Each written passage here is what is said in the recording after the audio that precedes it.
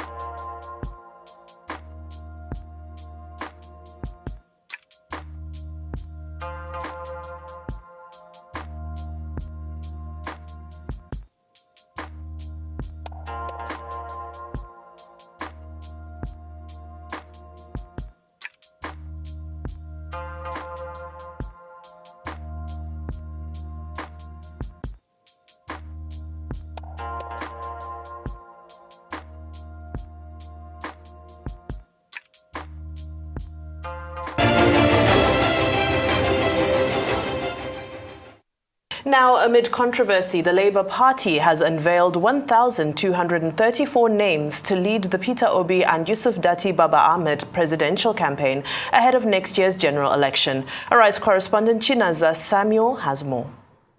14 days after the official commencement of campaigns for the 2023 polls, the Director General of the OBIDATTI Presidential Campaign Council, Doyin Okupe, has unveiled members of the Presidential Council in Abuja. The list comprises 1,234 members, including state coordinators and directors of various directorates, as well as members of the Advisory Council. A review of the list shows that a former two-term presidential spokesman, Doyin Okupe, retained his position as Director General of the Campaign Council, while retired Assistant Inspector General of Police, Mohammed Zerewa, was named as the Council's chairman. Clement Ojukwu and Yunusa Tanko were named the Secretary and Chief Spokesperson of the Council. The list of our campaign council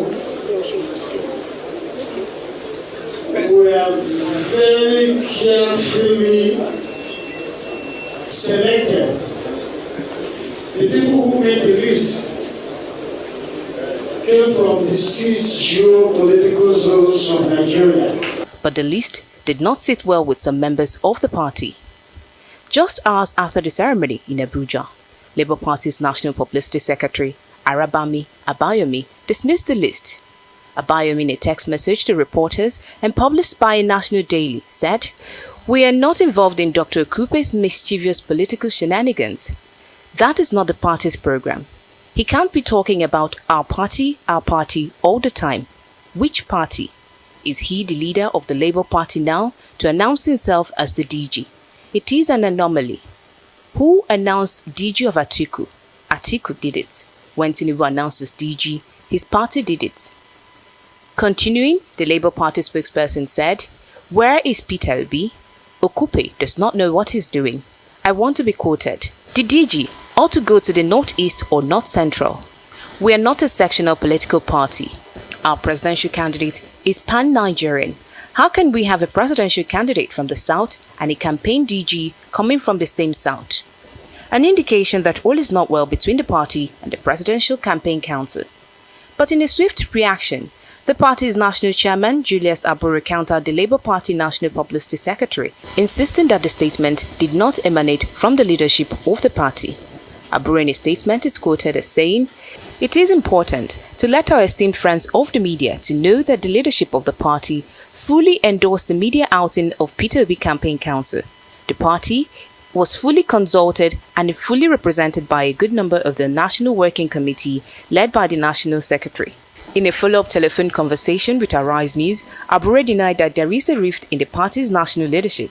He said he would inaugurate the Presidential Council next week. During the unveiling in Abuja, Okupe boasted that the Labour Party presidential candidate, Peter Obi, has at least 15 million voters in the bag ahead of next year's presidential election. Chinaza Samuel, Arise News. Now, to try to get a good grasp of what formed the basis for putting this council together, its goals and aspirations, and to what extent the projected path to Labour Party's campaigns align with those of its presidential candidate and former governor of Anambra State, Peter Obi. We're now being joined by Ndi Kato, a spokesperson for the OBIDATTI Presidential Campaign Council. Good to have you on Newsday. Now, Thank you for having me. It's a pleasure, of course. Now, of course, Indy, you're already aware of what's happening. We understand that, to an extent, that Labour Party has distanced itself from the names on that list on the Presidential Campaign Council. I'd just like to ask you details about how the selection was done based on the outcome that we've seen so far. So at the end of the day, what we're trying to do in Labour Party and with the Peter Obi Campaign Council is at the bottom or at the core of campaigning is volunteerism.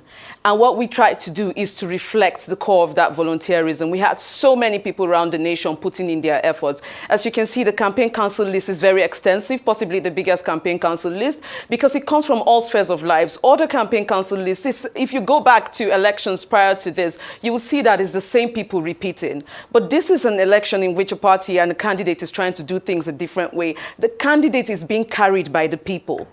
And this campaign council list has to reflect that. We are carrying people from all over, young and old, people who have their jobs, all of that. People are actually volunteering, and this is what it is reflecting. So at the core of it, we must remember that this is a campaign council list. It's not a list that reflects how you pay people or how you get people back for the favors they have done for you, or they have been at this, No, it's people who want to function, people who want to do something, people who want to make sure that this candidate wins. And at the core of it is that these particular people want a better life for Nigerians, want a better Nigeria, not necessarily that they want to get anything out of this. So this is what this means. And I think that the noise around this, the conversation around this is focused in a certain way, or is pointed in a certain way, because people are used to political cronyism. People are used to, within the system, whatever you get means that at the end of this, you're going to benefit from it. If you're part of the campaign council, or if you have this role in the campaign council, it means that at the end of the campaigns, if your candidate wins, you're expecting something personal.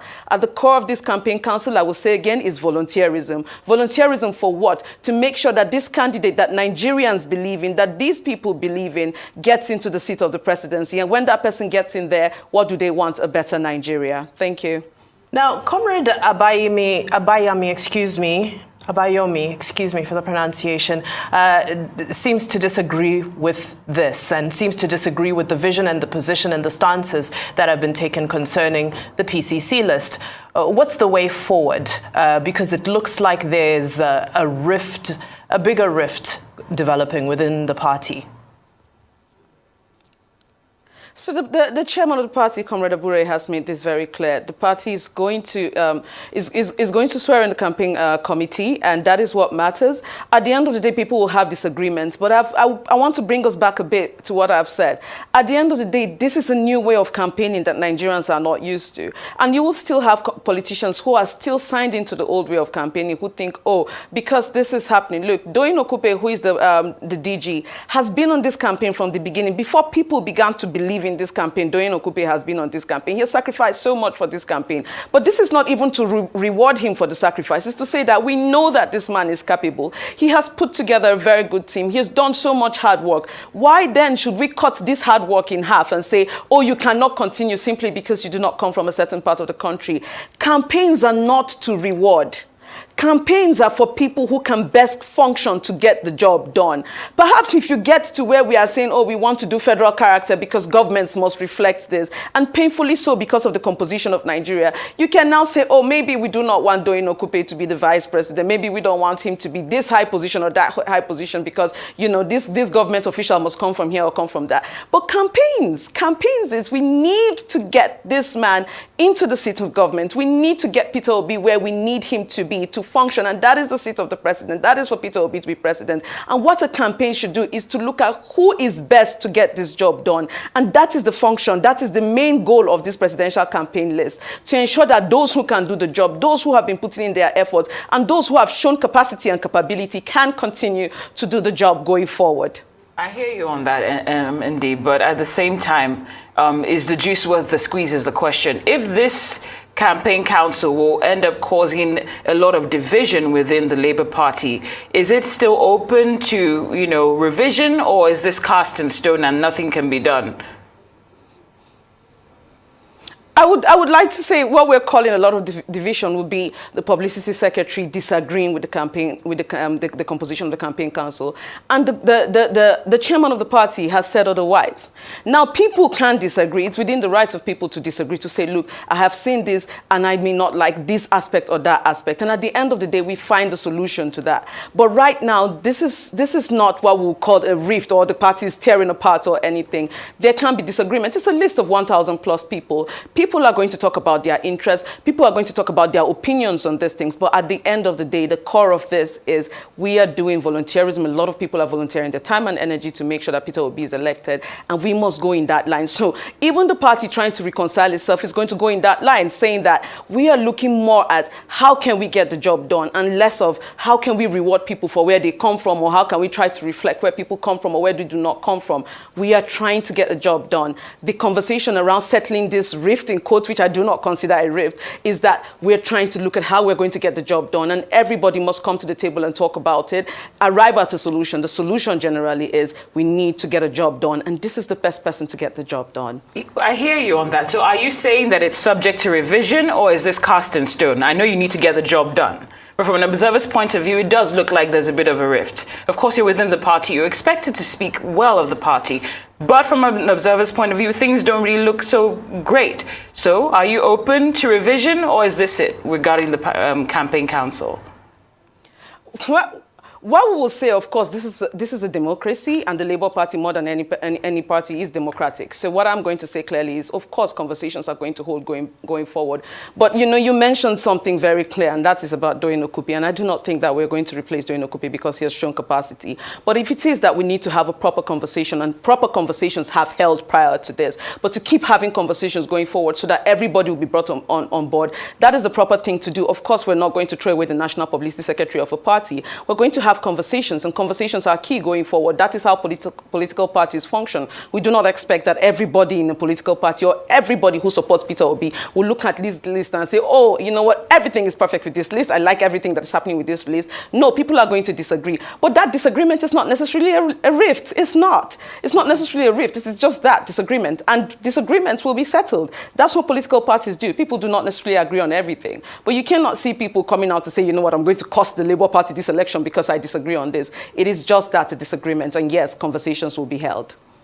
And let's look a little bit at what those conversations look like and why these particular disagreements are getting the type of momentum and publicity they are. Because if we look at the APC and the PDP, the foundation of a lot of the disputes currently happening within those organizations are based on national representation and the origin, a balance of representation with regards to, states of origins of certain key positions. And that is, of course, the argument of Comrade Abayomi. So, what does the Labour Party intend to do with regards to, I understand the federal character as you get into government, but before going into government, of course, the electorate wants to get a good idea of what the vision is, what the blueprint and the DNA of the party is. What is the party doing to address concerns about making sure that it's truly a pan-Nigerian movement?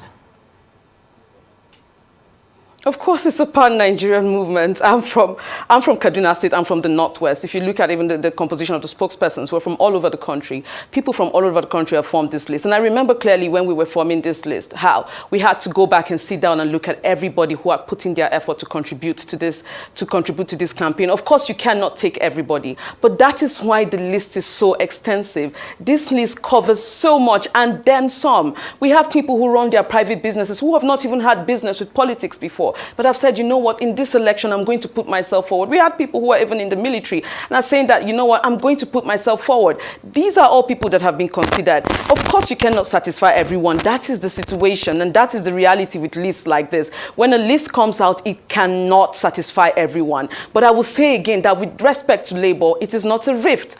It can be a disagreement about the list. Even on social media, I've read comments. Not everybody is happy with every aspect of the list. They're happy with some aspect. They may disagree with some aspect. But at the core of it, I would say again, it's a disagreement, it's not a rift.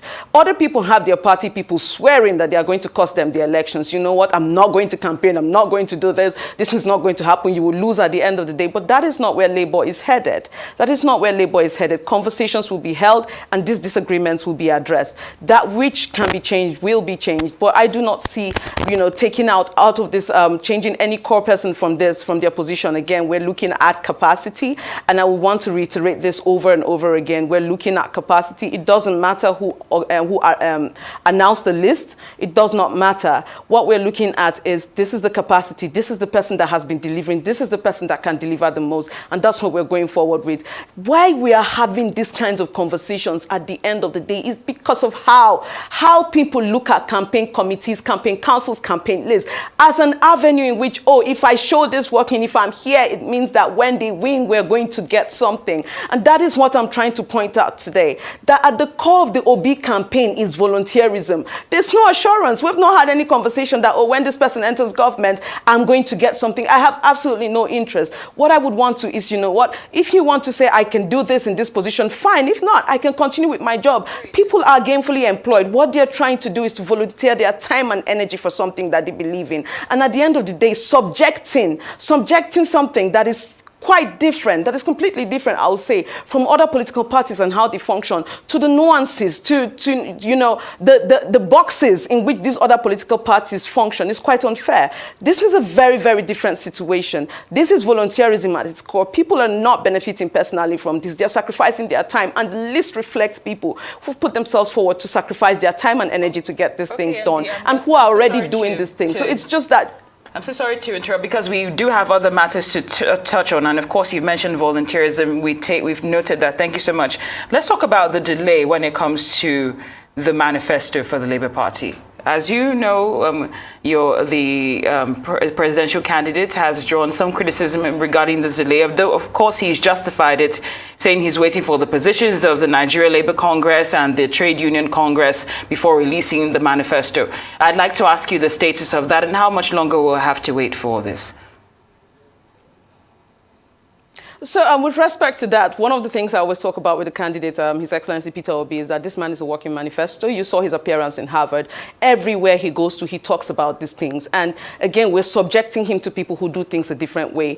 The elections, Nigerian campaigns have come a very long way. I would even credit our candidate with bringing this election to the issues, to people actually talking about the issues. We're doing less of pageantry and more about conversations. This is because of the way Peter Obi started this campaigning on. And I'm super proud of that. Now, with respect to that, there's still working on it, is going to come out. But when we are talking about these things with respect to the manifesto, we can't be talking about the manifesto as if Peter Obi has not come out clearly time and again to say the things that he's going to do with, when he gets into office. We can refer back to his appearance in Harvard. In his appearance in Harvard, Peter Obi listed, and he still brought it back to social media, and it's every day these conversations are happening. So even if you go back, or even if he wins this election and you go back and look, even if you don't have a document, and I'm not saying that we will not have a document, we'll definitely have a document. It is in the works. Day and night at the campaign office, people are working on this. Now, if we don't have a document at this moment, you cannot look at Peter Obi and say, I do not know what this man is about. He has laid it bare time and over again about what he's going to do when he gets into office. He's talked about what he'll do with the economy, with security, all of that. He has mentioned these things. So I think that going forward, yes, we need to have a little more patience. This is going to come out. This is not a candidate that comes out and tells you to shut up, or you know what, I don't care about your concerns. This is not something that you can just jump to. It's not a competition about who brings out a manifesto first. It is about who has the best manifesto, which manifesto reflects the needs of Nigerians, which manifesto wants to solve the problems of Nigerians, which manifesto reflects empathy and wants to do something. That is what we are aiming for. So we're looking at the quality of the manifesto. We're not necessarily trying to be the first or second to come out with a manifesto. We want to have a complete manifesto, a reflective manifesto, and that which works for Nigerians. And that is what matters. That before this campaign runs out, a manifesto will come out. Secondly, it is that even while the manifesto is not out, the candidate stays on the issues. The candidate is constantly talking about the issues. The candidate has made sure that this campaign is an issue-focused campaign, and that should matter. So are you going to give us a date? Well, you know, while we wait for the date, I'm glad you mentioned social media and the role that it's played, because one of the statements that has been made upon the announcement of the Presidential Campaign Council is that Peter Obi already has 15 million voters in the bag. And to break that up, it's 60% of Nigeria's 38 million social media users have registered to vote, and that figure, 50% of that figure, excuse me, are obedience. And of course, we all know that this has been a huge topic of conversation since this movement started, is the debate that, are these people really voters? Are these people really going to translate to support on the ground? And I'm just curious, because as we see now with the PCC, we've seen the development of structures. The Peter Obi movement has always been criticized and critiqued. Where are the structures? Where are the people? So I'm quite keen to know what the way forward is with regards to these 15 million voters. How is this conversion being made from social media engagement to voters on the ground? So it's quite funny that we would see people who understand the issues are constantly having conversations about elections, constantly having conversations about registering to vote, picking up their PVCs with keen interest on this in this election. In an election where majority of the voters, I don't have the figure off the top of my head right now, but I'll try to get it. But majority of the voters in this election are actually young people and women. So we cannot look at the young people that INEX register reflects and says, look, majority of voters in this election are young people and are women, and we'll say, oh, this might not be the people. Because the people on social media are these young people. The people off social media are these young people. It's quite condescending. Every time we see a crowd of people and it looks like, oh, you know what, these people are just rushing to a certain place, or it looks like, oh, they're paid or something like, oh, those are the real voters. We see people talking passionately about the election, saying, look, I'm willing to put my money into this election. We're like, oh, you're not the real voter. Who is to say who is the real voter? Young people have decided, and whether or not we like it, this is an election that is going to be decided by a certain demographic, and that demographic is young people. Young people are leading the conversations in this election. They are leading conversations, and the people on social media, where we tend to say that social media is not real life, but look again, these are actual people. This is how this campaign started, with a lot of young people speaking out, being very strong, and we wrote them off. We first said 4 people in the room. Even I had my doubts when the election started. I was like,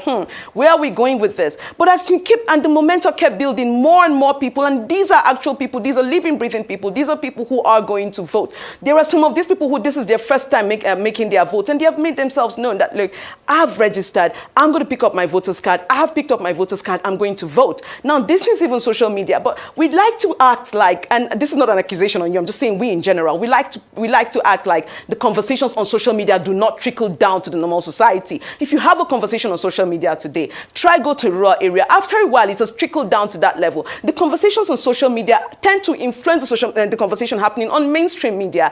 People watch mainstream media. People listen to mainstream media. This goes down to the grassroots area, and people hear, they see, they understand. If you go to my village, people are talking about Peter Obi in Kafanchan. These are places that the candidate has not even been to before yet on an official level. People are talking. So it's not that to say, oh, you're just on social media sitting down. No, young people have shown, and I do hope that we do not continue to put them down, because young people have shown time with that number. I remember with the NSAS protest, when it started, oh, you people are just going to talk on social media, you will not take to the streets. They took to the streets. It's the same thing that is happening now. Young people are showing interest. They're coming out, they're organizing. First, we said, oh, you people will just talk on media, you will not come out. They have organized rallies. You know how much typical politicians have to pay for these rallies? The Peter Obi movement have actually made elections much more expensive for typical politicians, because these are organic crowds that you just can't get anyhow. Young people are organizing these crowds for free. They're bringing themselves out for free. Other people have to pay. It's not that easy. And now we're looking at the next step, the step that we said that they would not be able to do in the first place. They have shown you through their rallies that, look, if it is this step in political campaigns, we can do it more than you can ever imagine. We can organize ourselves and come out. And now they have done that. And then we're looking at those and saying, oh, you can do a rally, but can you necessarily vote? Those are people, those are grassroots people. Grassroots people are on social media too, and they are going to vote. Great. And the final question, just before we let you go. Of course, you know that the presidential candidate and his vice made headlines for not being present at the unveiling of the campaign council members. Are you, of course, we know where Peter Obi was at the time, but are you concerned about how that was perceived, their absence? Neither of them being present at that unveiling. I don't at all. I think that was a ceremonial occasion, and there is even a bigger swearing in that is going to happen, and the candidate is going to be there. Now, the candidate has been more visible than any other candidate in this election. He's everywhere. I think we need to start a game of where's Peter Obi today. He's everywhere. He's doing things everywhere. He cannot share himself into several places at once. The good thing is that you know that he was not here, but you can point to another part of the country where he was being useful. You can point to somewhere else where the candidates were doing something to push this campaign forward, and that is what matters. It is not that, oh, in this particular gathering he was not there, oh, is something wrong? No, if he was not being useful, if he was out there doing something that is less, important, we would then have concerns. But it is Peter Obi just being Peter Obi like he usually is, being the functional man that he usually is. He had to be somewhere. He was representing this campaign and making sure that in more than one place, people were talking about the campaign. So yesterday, people were talking about him presenting on one angle, and people were talking about the Presidential Campaign Council. That is the kind of campaign I would prefer to happen. We want our candidate everywhere, and if everywhere means that sometimes he cannot be in these places where we are announcing these things, that is fine. He is still speaking to the Nigerian people. Absolutely. And this is that election where more than anything else, we need people to trust the candidate. There's a trust deficit right now. There's a trust deficit right now. Yeah. And we need a candidate that speaks to that and continues to speak to Nigerians. Right. And that is more important. Ndikato, we appreciate your passion. Thank you for speaking so well. Spokesperson for the OBIDATTI presidential campaign, answering our questions on the Labour Party's presidential campaign council.